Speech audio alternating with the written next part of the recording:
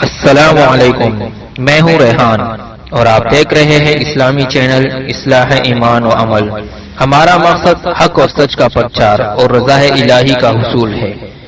اس mission میں ہمارا ساتھ دیں، چینل کو سبسکرائب کریں، گھنٹی پر کلک کریں اور ویڈیو کو زیادہ سے زیادہ شیئر کریں۔ نستغفره ونؤمن به ونعوذ بالله من شرور أنفسنا ومن سيئات أعمالنا من يهده الله فلا مضل له ومن يضلله فلا هادي له وأشهد أن لا إله إلا الله وحده لا شريك له وأشهد أن محمدا عبده ورسوله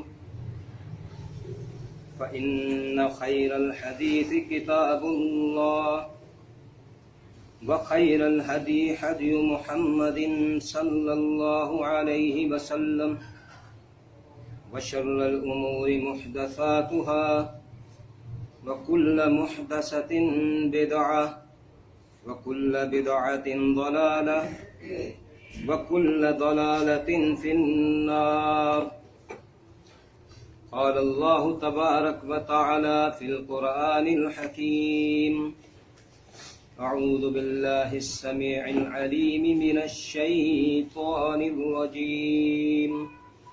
بسم الله الرحمن الرحيم قل سيروا في الأرض ثم انظروا كيف كان عاقبة المكذبين قل لما في السماوات والأرض قل الله كتب على نفسه الرحمة ليجمعنكم إلى يوم القيامة لا ريب فيه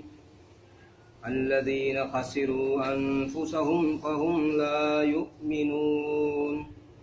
وله ما سكن في الليل والنهار وهو السميع العليم رب اشرح لي صدري ويسر لي أمري واحلل عقدة من لساني يفقهوا قولي۔ سورۃ الانعام آیت نمبر 12 اور 13 آپ اصحاب کے سامنے تلاوت فرمائی ہیں۔ اللہ سے دعا ہے کہ اس کا صحیح مفہوم بیان کرنے کی توفیق عطا فرمائے۔ یہی آیات گزشتہ جمعہ 2 روز قبل جو تھا اسی میں نے تلاوت کی تھی۔ بعض اوقات انسانی طبیعت، انسانی ذہن بہت زیادہ مطالعہ کے بعد بھی کسی چیز کو محفوظ نہیں کر پاتا ہے، اور پھر اس کا رزلٹ کچھ اس قسم کا ہوتا ہے کہ جو کچھ یاد کیا ہو، ذہن میں محفوظ کیا ہو، طبیعت کی خرابی کی وجہ سے، یا وہ سوچیں جو انسانی ذہنوں میں مقید ہوتی ہیں، کچھ بیان نہیں ہو پاتا ہے۔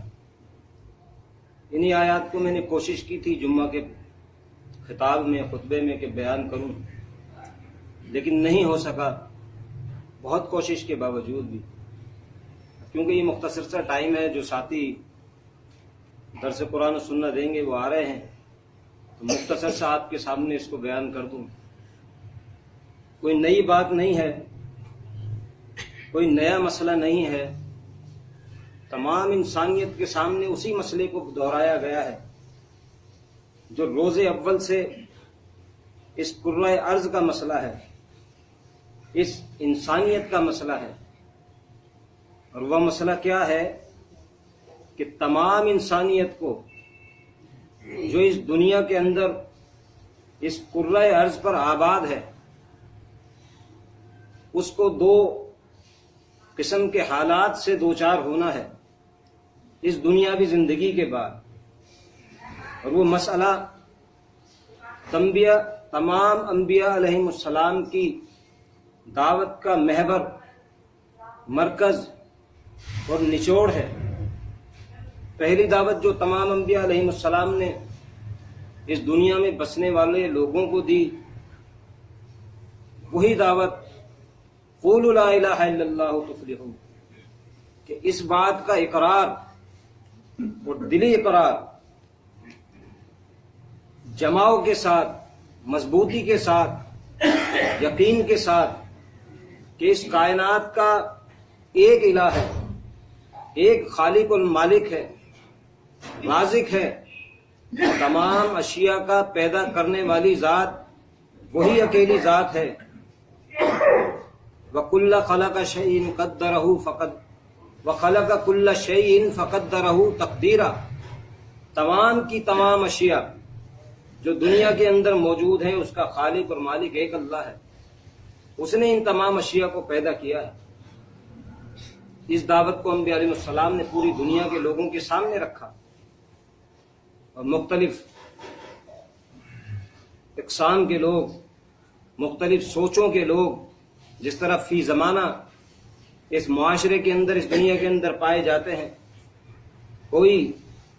دیوی اور دیوتا کے سامنے سجدہ ریز ہے، کوئی سورج کے سامنے سجدہ ریز ہے، کوئی اس قدر پستی کے اندر گرا ہے کہ اس نے خالق کائنات کا ہی انکار کر دیا کہ اس دنیا کا کوئی خالق نہیں ہے، مالک نہیں ہے، بنانے والا نہیں ہے۔ لیکن انبیاء علیہ السلام کی دعوت اس کائنات کا خالق ہے، مالک ہے، کہ ذرا غور کرو اپنے آپ پر۔ قرآن مجید تو ہمیں شہادت دیتا ہے، یہ باتیں ہمارے لیے کیوں معمولی بن جاتی ہیں، کیوں ہم ان کو چھوٹی تصور کرتے ہیں؟ جس طرح اللہ نے فرمایا سنوریہم آیاتنا فی الآفاق وفی انفسہم، کہ عنقریب ہم انہیں ان کی اپنی جانوں کے اندر، اس زمین اور آسمان کے اندر اپنی نشانیاں دکھائیں گے۔ سورہ حامیم سجدہ سورہ نمبر 41 کے اندر اس بات کو بیان فرمایا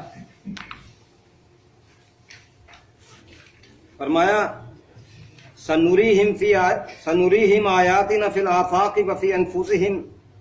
حتی یتبین لہم انہ الحق، کہ یہ ہماری نشانیوں کو دیکھ کر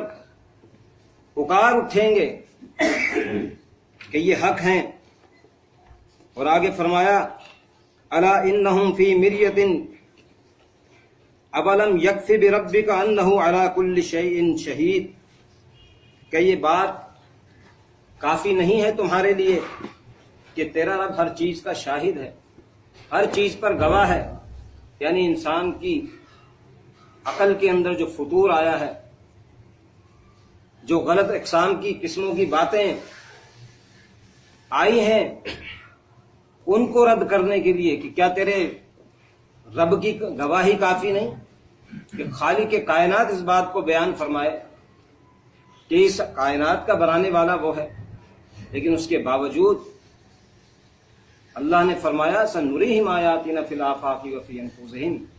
کہ ہم دکھائیں گے اپنی نشانیاں اس کے اپنے بدن کے اندر، اس کے اپنے جسم کے اندر، اور اس زمین و آسمان کے اندر، کہ یہ پکار اٹھے گا کہ یہ حق ہے، یہ انبیاء علیہ السلام حق ہیں، یہ اللہ کا قرآن، اللہ کا کلام جس زمانے میں بھی نازل ہوا ہے وہ حق ہے، اور اللہ حق ہے۔ یہ پہچان لیں گے مشاہدے کے بعد، یعنی انکار کی کوئی گنجائش انسان کے لیے چھوڑی نہیں ہے۔ تو یہ باتیں ہمارے لیے کیوں معمولی ہیں کہ ہم ان کو محسوس نہیں کرتے جب بیان ہوتی ہیں؟ اس لیے کہ ہمارے ایمان اور یقین راسخ ہو چکے ہیں، پختہ ہو چکے ہیں ان باتوں کے اوپر کہ ہاں ہمارا ایک خالق ہے، وہی ہمارا رازق ہے، وہی ہمارا پالن ہار ہے، وہی ہمیں رزق دے رہا ہے، اسی نے ہمیں پیدا کیا ہے، اور وہی ہمیں موت کے ذریعے سے گزار کر آخرت میں لے جائے گا۔ ہمارے لیے یہ اس لیے زیادہ محسوسات کا باعث نہیں بنتی، لیکن جب ہم نے ان پر جواب دکھایا ہے، ان کو تسلیم کیا ہے، ان کو مانا ہے، تو اب ہماری ذمہ داری یہ ہے کہ ہم اس علم کے میدان کے اندر وہ دلائل حاصل کریں، چاہے وہ قرآن مجید سے دلائل ہوں یا اس زمین اور آسمان کے اندر پھیلے ہوئے وہ مشاہدات جس کا نظارہ ہر انسان کرتا ہے، اس اعتبار سے تاکہ ہم لوگوں کو سمجھا سکیں، ان کے سامنے دین اسلام کی دعوت کو رکھ سکیں، ان کے دل و دماغ کو جھنجھوڑ سکیں کہ تمہیں اس دنیا کے اندر بھیجنے کا ایک مقصد ہے کہ اس دنیا سے تمہیں واپس